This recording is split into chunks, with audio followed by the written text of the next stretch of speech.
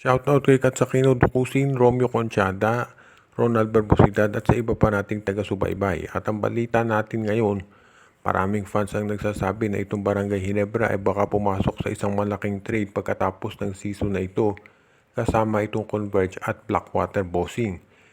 Itong nabanggit na teams, itong Blackwater at Converge ay parehong nagre-rebuild at baka masama na dyan ang Ginebra. At baka mangyari ditong sabihin nating trade, itong Converge makukuha itong si Reyna Batak, ang Barangay Ginebra naman si Shawnee Winston. Samantalang ang Blackwater Bossing itong si Bon Pesomal at itong si Jeremiah Gray.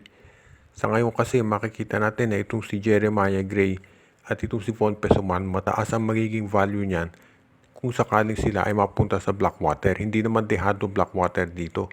Dahil kapag naging healthy na yung mga nabanggit na players, makatutulong yan sa scoring nila. Dahil 3-point scorer itong si Pesumal at itong si Gray, ganun din. Plus 6-6 yan si Gray. Samantala naman sa Ginebra, kung makuha nila itong si Shawnee Winston, pwede na nilang i-trade itong si Stanley Pringle at meron na silang pampalit na bagong wingman.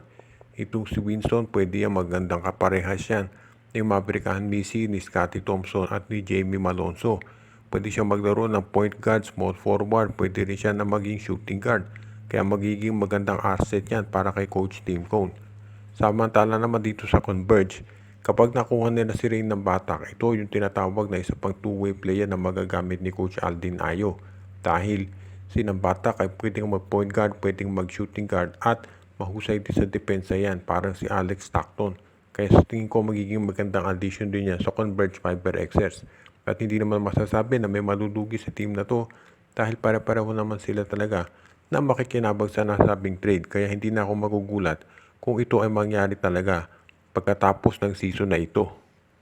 Maraming mga fans ng Magnolia ang nalulungkot dito sa nangyayari sa kanilang koponan dahil nakikita nila na medyo apektado talaga yung performance nito at natalo nga sila sa TNT dito sa huli nilang game.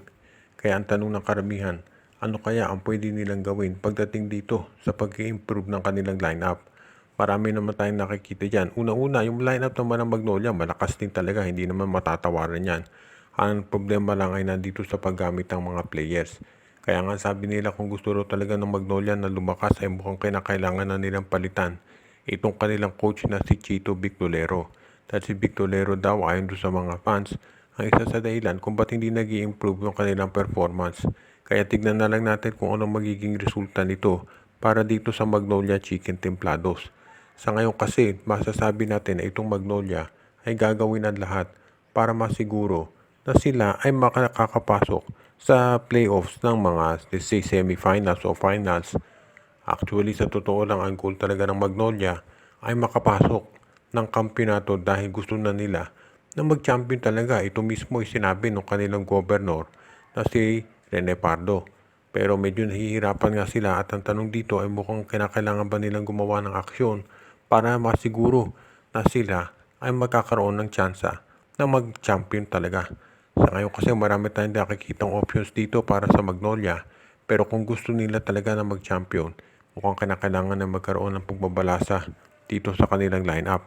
Kaya sa ngayon masasabi natin na itong Magnolia Chicken Templados, kung gusto nila na maging mas intense yung kanilang championship hopes, ay kinakailangan ng pagbabago dyan.